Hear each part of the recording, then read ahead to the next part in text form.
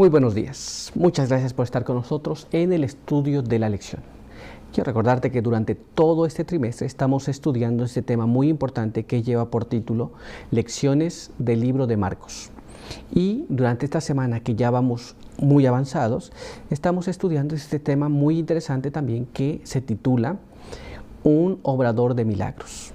Y estoy casi seguro que tú ya estás aprendiéndote el texto que hemos de memorizar, pero vamos a repasarlo una vez más. Acompáñame a leerlo en el libro de Juan, capítulo 6, en el verso número 14.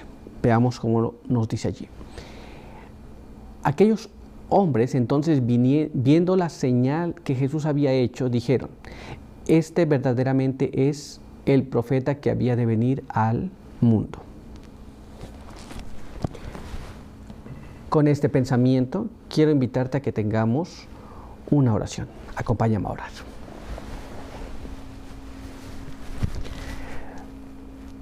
Padre eterno que está en los cielos, santificado sea su nombre. Estamos delante de su presencia, agradecidos por permitirnos la vida, la salud. Queremos agradecer también porque nos permite encontrarnos a través de estos medios para poder estudiar su palabra.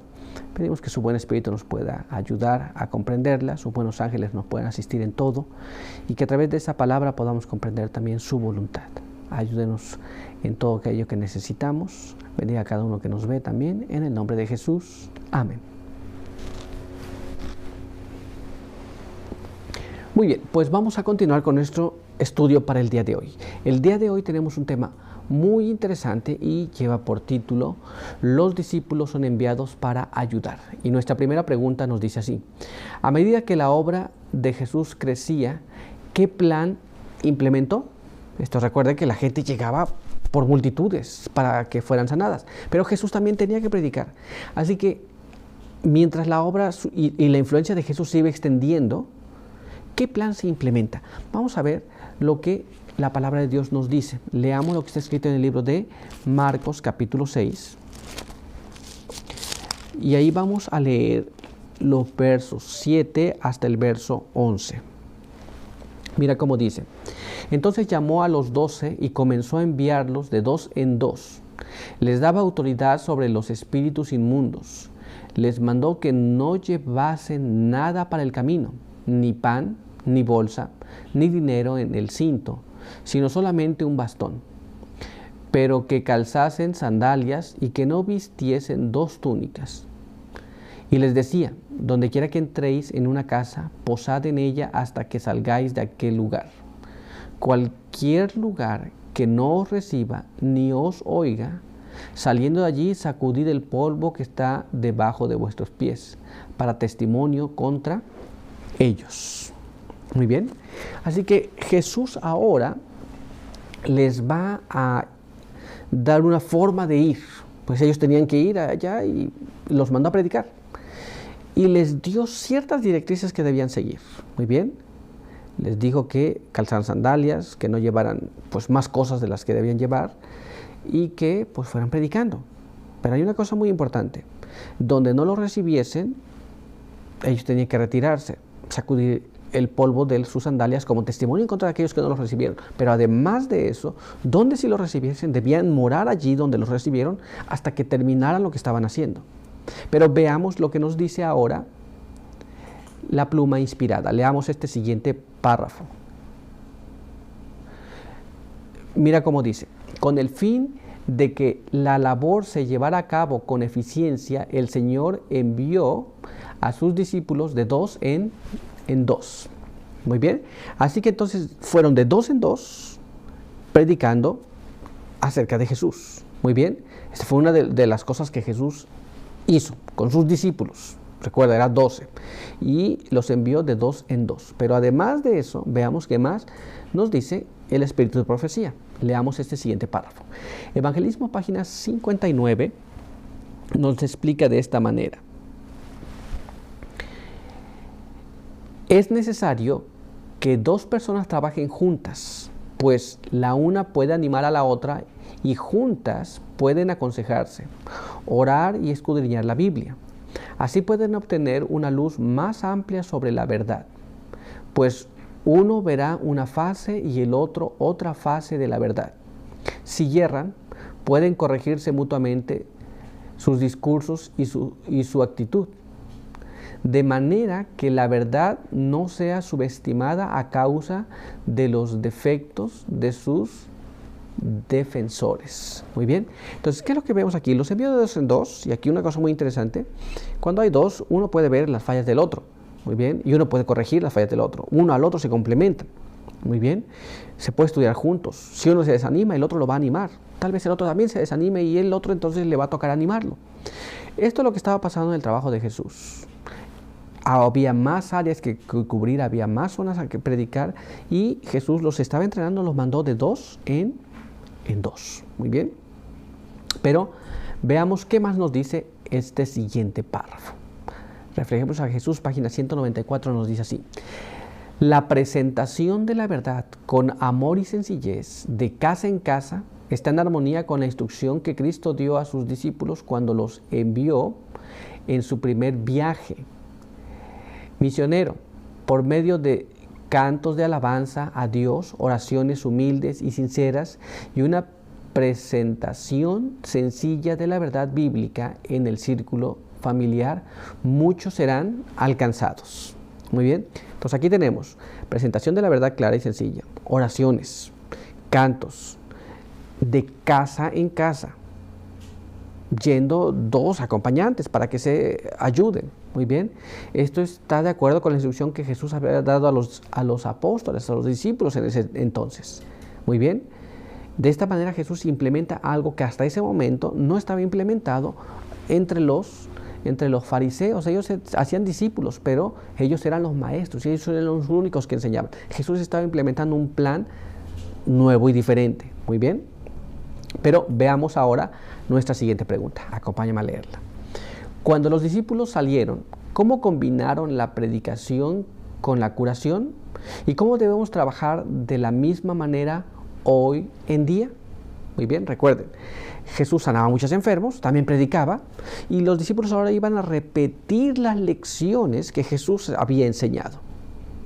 Pero, ¿qué es lo que ellos hicieron? ¿Qué es lo que ellos combinaron? Vamos a ver lo que la palabra de Dios nos dice. Acompáñanos a leer este siguiente párrafo que se encuentra en el libro de Marcos, capítulo 6, verso 12 y verso 13. Veamos cómo nos dice. Entonces salieron y predicaron que los hombres se arrepintiesen. Echaron muchos demonios y ungieron con aceite a muchos enfermos y los sanaron. Esta es la forma como Jesús mandó a los discípulos. ¿Qué es lo que ellos hacían? Hacían estas cosas. Combinaron la predicación con la sanación. ¿Nos damos cuenta? Es un trabajo que ellos estaban realizando. Como he dicho, hasta ese momento no estaba haciendo los demás. Pero veamos cómo nos amplía más este asunto el Espíritu de Profecía. Leamos lo que está escrito en este siguiente párrafo, que es Consejos sobre la Salud, página 392. Y nos dice así: nuestro ejemplo es Jesucristo, el gran médico misionero. Él sanaba a los enfermos y predicaba el Evangelio. En su obra, la curación y la enseñanza se unían estrechamente. Estas dos cosas no deben ser separadas hoy. Muy bien. En la antigüedad Jesús implementó este método. Ahora también debe ocurrir lo mismo, se debe de seguir trabajando de la misma manera. Esto es, se debe predicar el Evangelio, pero si hay personas que están en necesidad, de que tienen alguna enfermedad, deben también ser atendidas. Muy bien, deben ser tratadas si es posible. Ahora veamos cómo nos dice este siguiente párrafo. Acompáñame a leer. Esto es Consejos sobre la Salud, página 528. Consejos sobre la Salud, página 528, nos dice de esta siguiente manera: la vida de Cristo y su ministerio en favor de los afligidos se encuentran inseparablemente relacionados. Por la luz que se me ha dado, sé que debiera existir siempre una relación íntima entre la obra médico-misionera y el ministerio evangélico. Se encuentran vinculados en sagrada unión, como una sola obra, y nunca debieran separarse. Los principios del cielo deben adoptarse y practicarse por parte de los que pretenden andar en los pasos del Salvador. Muy bien. Así que entonces la obra médico-misionera debe estar siempre unida con la obra de predicación. No debemos separarlo. Jesús así lo implementó. Hoy día también debemos hacer exactamente de la misma manera. Muy bien. Pero hay más todavía. Hay más que aprender de esta enseñanza que Jesús dejó para que los demás siguiesen. Muy bien. Vamos a ver lo que está escrito ahora en este siguiente párrafo. Acompáñame a leerlo. Consejos sobre la salud 528. Él nos ha mostrado mediante su ejemplo que la obra médica misionera no debe tomar el lugar de la predicación del Evangelio, sino que debe mantenerse unida con él. Cristo dejó una presentación perfecta de verdadera piedad combinada con la obra del médico y la del ministro, sirviendo a las necesidades tanto del cuerpo como del alma, sanando la enfermedad física y luego hablando palabras que llevan paz a los corazones atribulados. Muy bien, entonces tenemos dos trabajos para hacer. No debe separarse, ni una debe estar encima de la otra. No debe decir esto es más importante que aquello. La combinación de estos dos trabajos, esto es trabajar para la sanación del alma tanto como del cuerpo, tratar el cuerpo así como dar palabras de ánimo y aliento, mostrar al sanador físico pero también al sanador espiritual, es el trabajo que debe ser hecho en este tiempo también. Muy bien, pero por hoy nuestro estudio ha concluido. Quiero invitarte a que tengamos una oración. Acompáñame.